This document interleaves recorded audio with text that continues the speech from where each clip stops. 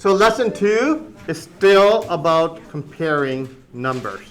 And we're going to do the top half of the page. After lesson 2, we get into the arithmetic. How do you multiply and divide? How do you add and subtract? Oh, I remember this, but this is just too complicated. Okay, so now. This is too much for me. It is. It isn't. Too much.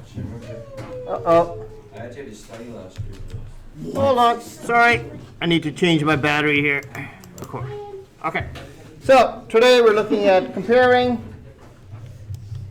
All right, and the first two questions that we're going to do today, just the top half of the page, is can you put these fractions on a number line? Okay? And without the use of a calculator. All right? So when you get into higher grades, there'll be tests where one portion of the test will be no calculator use. So you won't even have a chance to do it. So they specifically designed the test. Hey, you're going to do this test. Here you go. Without a calculator, you answer these 5 or 6 questions. You hand that test in. You can do the second half of the test with a calculator. Right? So with these ones, I want to just give you some strategies. So we got A, B, C, D marked on here, and we have 4 fractions. And you got to figure out which fraction is which letter. Right? Typically, figuring out the extremes first are the easier approach. Right? So we look at this and you go, looking at all of these, D is the biggest one. So you have 4 fractions there. Which one's the biggest fraction? The most to the right, the most positive to the right. Which one would that be? 8 out of 10. 8 out of 10, right? These two are the only positive ones to choose from. So this one's going to be D. All right. Then we do the other extreme. This one's the most negative. Which one's the biggest, or further left? Blake? -5 over 4. Yeah, -5/4. Right? This is bigger than 1. The bottom number is bigger than 1. So this is going to be when you do a decimal 1 point something. So this is going to be the furthest left. So we're going to put that as a C. Oops. I put the D in the wrong spot there. D should have been right here. Sorry. Okay. Then as you get towards the middle, that's where things get a little bit harder. Not so much in this case, but in the next example. All right. So we have this one sitting here. A. That's a half. Right? It's a positive number. We have choosing between this number and this number. One's negative, one's positive, so that one's not too bad. And that one leaves this one as B. Okay. So now we just answer these questions. Which letter is closest to 0? A. All right.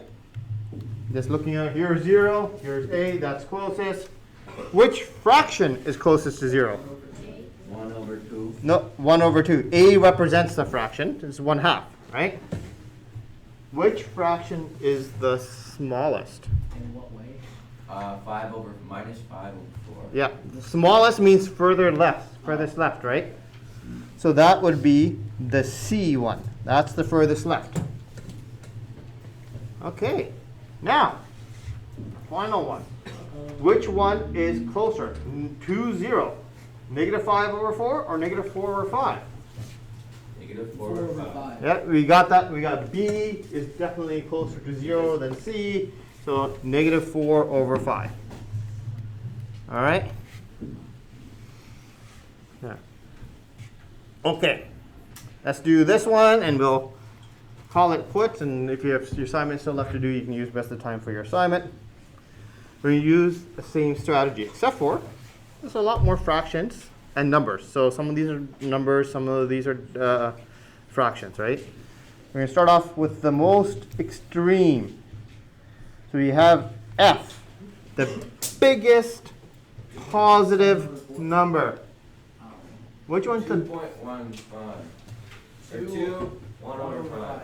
So you have this one, and this one looks pretty big too, right? Yeah, but that's only 1.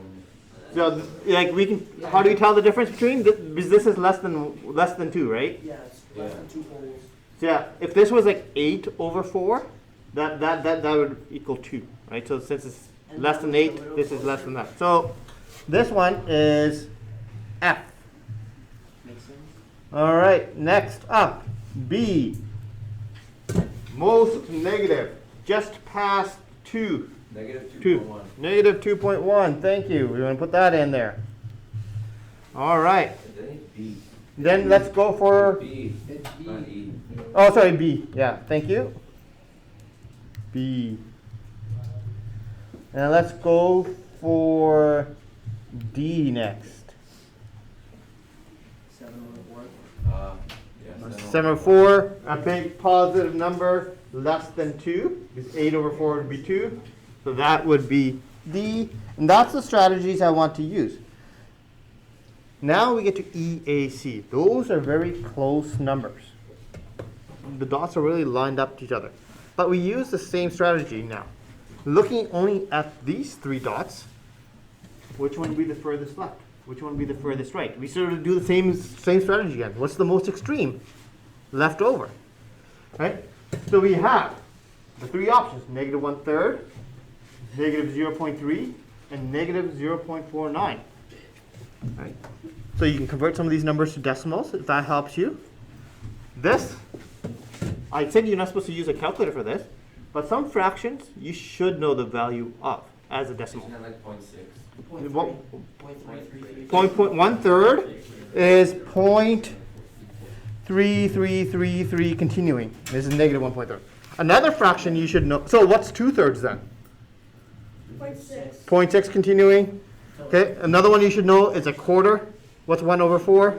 2.5. 0.25. Right? 3 over 4, 0.75. Right? Over 8, 1.125. Okay, so we're going to do the same thing. EAC. Of the 3 things remaining, what's the furthest left? Angad. Sorry, Abby. The negative 0.49. Yeah, this one's the furthest left. The most negative, furthest left. That would be E. And then C is Now you're choosing between 0.3 and negative 0.333. Which one's closer to 0? 0.3. 0.3, right? This one goes further negative. So the one that's closer to 0 is C.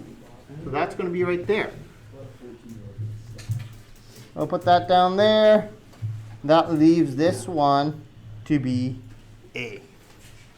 And that's it. We're just working with extremes. Didn't even have to take out our calculator.